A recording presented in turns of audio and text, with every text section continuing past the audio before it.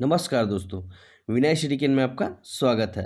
मैं तोषण साहू वंशानुक्रम और वातावरण के संबंध में महत्वपूर्ण क्वेश्चन लाया हूं, जो आपको सीजी टेट के एग्ज़ाम में बहुत ही मदद करेगा और कम से कम 2 नंबर तो लाओगे ही लाओगे। 11 क्वेश्चन है दोस्तों, और आइए हम इसकी तैयारी करते हैं।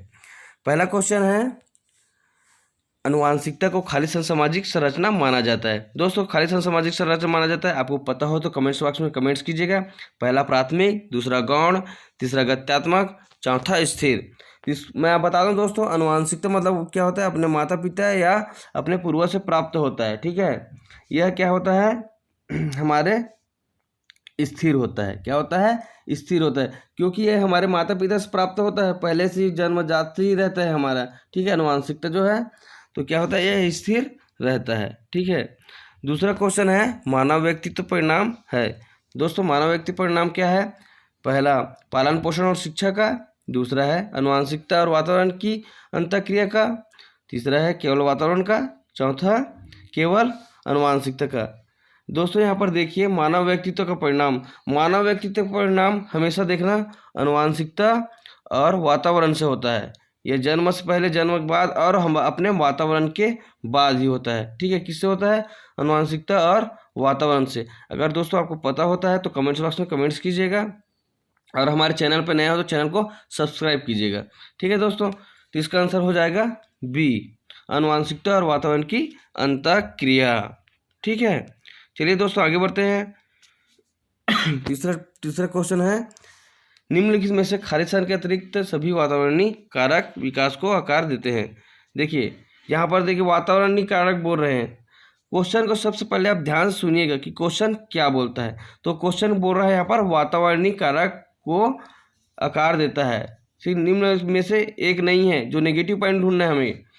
देखिए ऑप्शन दिया है, शिक्षा की गुणवत्ता, अच्छा सॉरी ये बी है, अरे सी है, अरे डी है। ठीक है, तो यहाँ पर ऑप्शन दिया है, पहला शिक्षा की गुणवत्ता, बी है शारीरिक गठन, सी है पौष्टिक गुणवत्ता, और डी है संस्कृति। दोस्तों यहाँ पर देखिए, हम लोग आंसर पहले निकालते हैं। शिक्षा की गुणवत्ता, इससे वातावरणीय कारण होता है। ठीक है, और अब दूसरा ऑप्शन है बी, शारीरिक गठन, शारीरिक गठन से वातावरणीय कारण नहीं होता, शारीरिक गठन वंशानुकरण में आ जाएगा। ठीक है, तो ये हो गया आपका ऑप्शन आंसर बी। ठीक है, तीसरा का बी, निम्नलिखित में से कौन सा मुख्य रूप से अनुवांशिकता संबंधित कारक है। देखिए दोस्तों, मुख्य रूप से कौन से अनुवांशिक कारण है, आपको बता दिया गया था मैं पहले से ही कि क्या होता है अनुवांशिकता। ठीक है, तो अनुवांशिकता क्या होता है पहले से बता दिया हूँ। तो इसमें ऑप्शन दिए गए हैं, समकक्षागत गतित्वों के समूह के प्रति अभिवृत्ति, ये नहीं है। चिंतन पैटर्न, ये भी नहीं है। आंखों का रंग, ये है। और सामाजिक गतिविधियों में भागीदारिता, ठीक है, ये भी नहीं है। तो दोस्तों अनुवांशिकता क्या है? सी, आंखों का रंग। ठीक है, चौथा क्वेश्चन। अब पांचवा क्वेश्चन में आ जाते हैं, व्यक्तित्व विकास में खालिस्तान एक महत्वपूर्ण भूमिका का निर्वाह करता है। व्यक्तित्व विकास में, अब व्यक्तित्व विकास में क्या रहेगा, देखिए अनुवांशिकता रहेगा, ऑप्शन 2 वातावरण रहेगा, ऑप्शन 3 अनुवांशिकता और वातावरण का मिश्रण रहेगा, ऑप्शन डी परीक्षाओं की संख्या रहेगा। बताइए दोस्तों, आपको पता होगा तो। देखिए, अनुवांशिकता एक ही नहीं हो सकता, अनुवांशिकता भी है, वातावरण भी है, और यहाँ पर दिया है अनुवांशिकता और वातावरण। ठीक है, अनुवांशिकता और वातावरण दोनों दिया है, तो ये हो गया आंसर सी, क्वेश्चन नंबर 5 का। क्वेश्चन नंबर 6 है, समाज प्राथमिक कक्षा में सकारात्मक वातावरण निर्मित करने के लिए एक शिक्षक को क्या करना चाहिए? एक शिक्षक को सकारात्मक वातावरण करने के लिए यहाँ पर ऑप्शन दिया है, पहला सुबह प्रत्येक बच्चे का अभिवादन करना चाहिए। क्या अभिवादन करोगे? क्या नहीं करोगे? कभी नहीं करोगे। प्रत्येक बच्चे का कर पाओगे? नहीं कर पाओगे। विभेद नहीं करना चाहिए, और प्रत्येक बच्चे के लिए समान लक्ष्य करना चाहिए, सुनिश्चित करना चाहिए। ठीक है, तो ये हो सकता है, सही हो सकता है। चलिए आगे बढ़ते हैं। और तीसरा ऑप्शन है, समूह गतिविधियों के दौरान समाजमिति के आधार पर उन्हें अपने समूह बनाने की अनुमति देनी चाहिए। नहीं, अपने समूह समाज के हिसाब से नहीं बना सकते, ये भी गलत है। ठीक है, सकारात्मक अंत कहानी वाली कहानी सुनानी चाहिए, इस कहानी सुनानी चाहिए, ये भी सही, लेकिन ना ये यहाँ पास नहीं आएगा। सकारात्मक वातावरण पूछेगा, सटीक आंसर ढूंढना है हमें, तो हमें सटीक आंसर मिलेगा बी।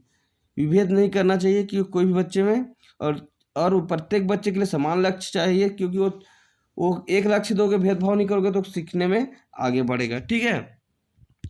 और 7वां क्वेश्चन है, बच्चे के विकास में आनुवंशिकता और वातावरण की भूमिका के बारे में निम्नलिखित में से कौन सा सत्य है। ठीक है। बच्चे के विकास एवं आनुवंशिकता और वातावरण की भूमिका के बारे में निम्नलिखित में से कौन सा सत्य है। पहला, वयस्कों और पैतृक का सापेक्ष योगदान योगात्मक नहीं होता। दूसरा, आनुवंशिकता और वातावरण का एक साथ परिचालित नहीं होते।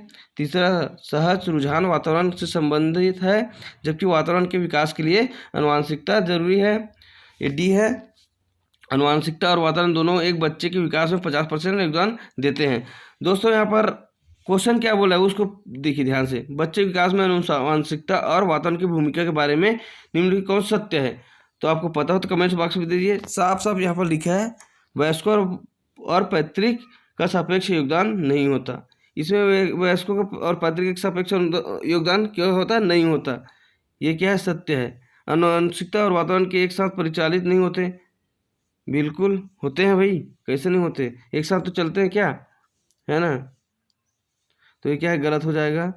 सहज रुझान वातावरण से संबंधित, जबकि वास्तविक विकास के लिए आनुवंशिकता जरूरी है। देखिए, वास्तविक विकास के लिए आनुवंशिकता जरूरी क्या, नहीं, आनुवंशिकता पहले से रहता है। ठीक, आनुवंशिकता और वातावरण दोनों एक बच्चे के विकास में 50% योगदान देते हैं, नहीं, वातावरण ज़्यादा रहता है। ठीक है, तो यहाँ पर हो जाएगा आंसर ए।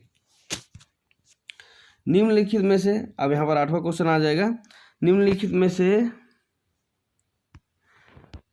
में से कौन सा कथन बच्चे के विकास में परिवेश की भूमिका का समर्थन करता है।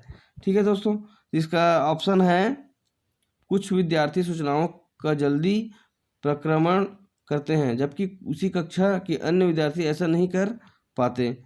बी, पिछली कुछ दशाब्दियों में बुद्धि लब्धि परीक्षा में विद्यार्थियों की औसत प्रदर्शन में लगातार वृद्धि हुई है। एक समान जुड़वा बच्चे जिनका लालन पालन भिन्न घरों में हुआ है, उनकी बुद्धि लब्धि 0.75 के समान है, उच्च है। ठीक है।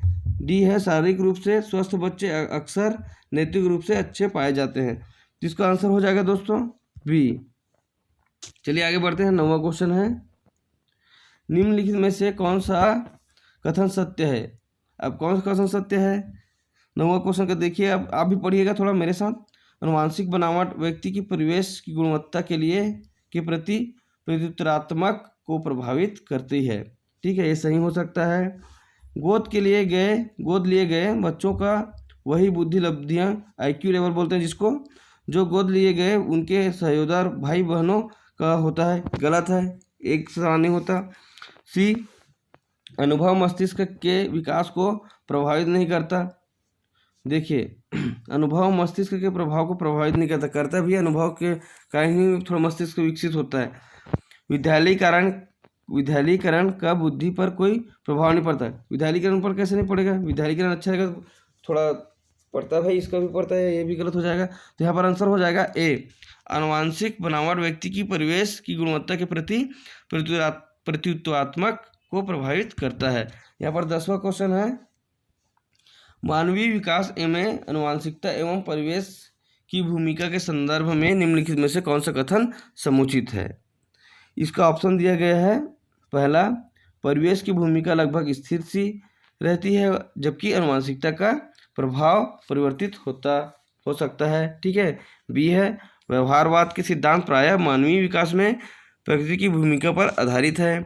सी है, विकास के विभिन्न क्षेत्रों में परिवेश एवं आनुवांशिकता का सापेक्ष परिवर्तन होता है। डी है, इनमें से कोई नहीं। देखिए दोस्तों, यहाँ पर पूछा गया है मानवीय विकास में आनुवांशिकता एवं परिवेश की भूमिका के संदर्भ में निम्नलिखित में से कौन सा कथन सत्य है या समुचित है। ठीक है, यहाँ पर आंसर हो जाएगा सी, विकास के विभिन्न क्षेत्रों में परिवेश आनुवांशिकता का सापेक्ष परिवर्तन होता है कि नहीं होता। आप ही देखिए, परिवेश और आनुवांशिकता का होता है ना विभिन्न क्षेत्रों में, सभी क्षेत्र में होता है भाई। ठीक है, अब यहाँ पर हो जाएगा 11वां क्वेश्चन है, लास्ट क्वेश्चन है, ध्यान से पढ़िएगा और अपने नोटबुक में नोट कीजिए, क्योंकि इसमें से 2 से 4 नंबर का क्वेश्चन आता ही आता है। ठीक है दोस्तों, प्राकृतिक पोषक विवाद निम्नलिखित में से किसके संबंध में है। अब देखिए किसके संबंध में प्राकृतिक और पोषक विवाद। सबसे पहले तो आप क्वेश्चन को ध्यान से पढ़िए, क्वेश्चन क्या बोलता है, क्वेश्चन के अकॉर्डिंग ही हम आंसर बनाते हैं, नेगेटिव पूछा या पॉजिटिव पूछा है, ठीक है। तो इसका ऑप्शन है अनुवांशिकी एवं वातावरण, बी व्यवहार एवं वातावरण, सी वातावरण एवं जीव विज्ञान, डी है वातावरण एवं पालन पोषण।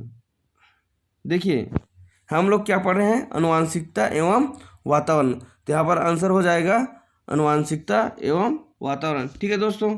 थैंक यू, आप मेरे इस स्पीच को बहुत अच्छे से पढ़े होंगे, सुने होंगे, समझे होंगे और अपने नोटबुक में नोट किए होंगे। धन्यवाद दोस्तों। अगर आप हमारे चैनल पर नए हैं तो चैनल को सब्सक्राइब करें, लाइक करें और शेयर करें दोस्तों। फाड़ दीजिए इस क्वेश्चन MCQ को और आप ला सकते हैं इसमें से 2 से 4 नंबर पक्का है आपका, अगर अच्छे से पढ़े होंगे तो। धन्यवाद।